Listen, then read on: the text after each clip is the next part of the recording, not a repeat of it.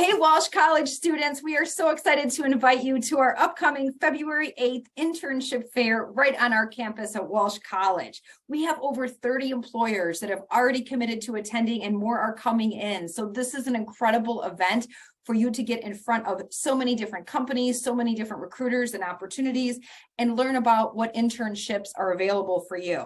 Now, internships are a great way to get experience with a company, with a culture, and with an area before you decide, is this what you want to do in the next step of your career? And many times our students that do internships demonstrate such value and they connect so well with the employers that they're offered a position at the end. So we would be so excited to have you come on our campus to network with your fellow colleagues, to talk with our internships and our companies that are here. And Career Services, they are ready and willing to help you. So if you need help with your resume or you want to talk through different questions or just learn about the event, please reach out. Make sure you dress professionally and you put on your best self as a leader and as a future professional and business person, and we will help you prepare to take your career to the next level. So make sure you come to our fair on February 8th. Check out our webpage for a list of the details and the timing and the companies that are coming.